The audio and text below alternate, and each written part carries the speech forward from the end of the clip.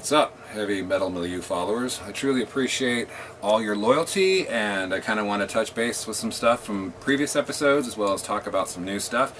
In the past, of course, I talked about death, and that was the newest one we've uploaded, and I just wanted to show you that, I haven't even opened, but I just got the individual thought patterns special edition, once again on Relapse double disc. This one's really good because it does have the live in Germany, whereas a lot of them just have BS demos, but that's, actually does have live in Germany.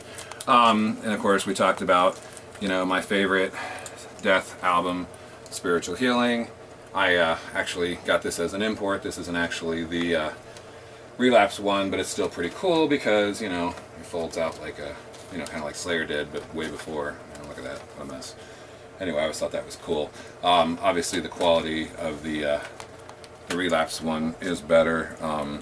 Much more thorough booklet, liner notes just like before. Look at that, all that good stuff. And of course, Leprosy the same way. I got the Leprosy limited edition import years ago that also folds out like a cool cross. Look at that, disc isn't even straight. It's got all the awesome guys in it. Look at that awesome vintage photo, that's so sweet. So, and of course my, the booklet, like I said, has the members, liner notes, original covers from like Mantis demos, of course, with Rick Ross and, other members were in, members of Massacre, of course. So, Cam Lee, of course. Also, we talked about Angel Dust, and we talked about the band that Angel Dust led to. We talked about the Mighty Scanner. This is the Terminal Earth Dive Bomb remaster. Sounds excellent. They might already be out of print, but if you can still get it, I highly recommend it. Once again, great booklet. The booklet, I can just pretty much tell you, has lyrics and interviews. Good stuff. Has the original artwork. The US version was just a blue cover. It's pretty lame. You never knew it had such a cool, thing. It's even got the gay song Lady on it. Of course, the best Scanner album by far, Hypertrace, can't miss that. Once again, awesome, fantastic booklet with interviews, and even got the Galactus song from the Doomsday News 1 compilation. Also, if you remember, we're talking about Death. You can't go wrong without talking about Steve DiGiorgio, who was in Death, and so therefore I also want to talk about Sadus. This is one of the Metal Mind Remaster Digipak versions, gold disc, limited edition. I don't know, number 400.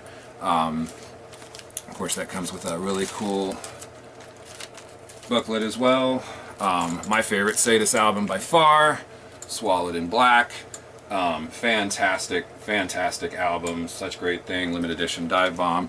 Once again, the booklet, all that good stuff. Probably wondering why I'm going through all this rigmarole and all that stuff like that. And it's just real briefly because I want to touch on the fact that, Gene Hoglan played in Death. Steve DiGiorgio played in Death. Steve DiGiorgio and Gene Hoglan are now teaming up with the Mighty Testament.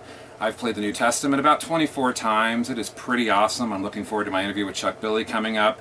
It is really good. It's a little bit more like Souls of Black, definitely not like Demonic at all. A little bit like The Gathering, but it's a pretty decent quality album. So Testament fans out there, be ready.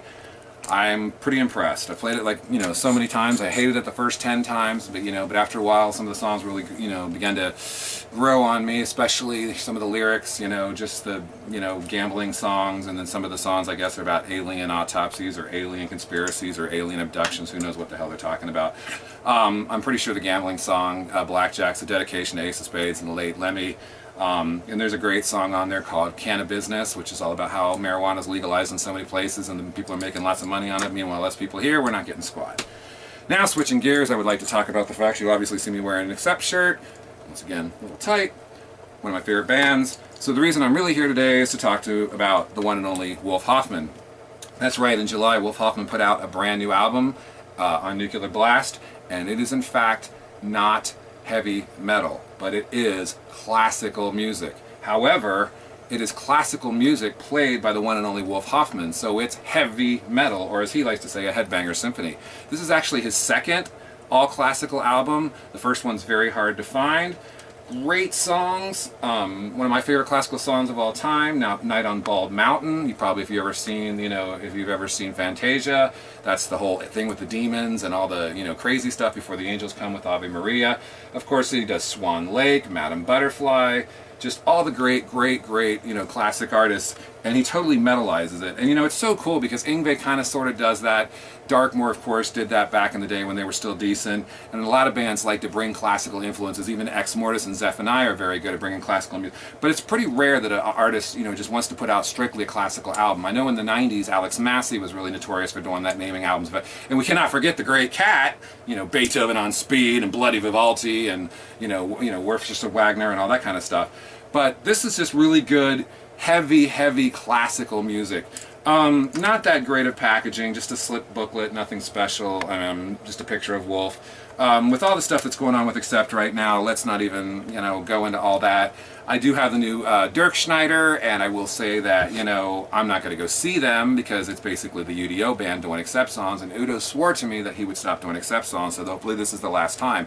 But he must have listened to me because he does Midnight Highway live, and he does Midnight Mover, and he does Monster Man, he does TV War, he does Head Over Heels, a lot of songs that, you know, kind of drop from the Accept catalog. He does Burning, and a really long version. Of course, there's the obligatory 12-minute, you know, Metal Heart, and of course there's a ridiculous 17-minute Princess of the Dawn, and the 25-minute Balls to the Wall that you've heard a million times, you don't want to hear anymore. But it's worth checking out, especially if you see him live coming up on, you know, the US tour, just to hear those classic songs. And if you're into classical music, which of course all metal comes from classical music, I highly recommend the new Wolf Hoffman. Stay tuned for more heavy metal music. Look forward to the New Testament. Other good things coming. Talk to you later. Stay metal!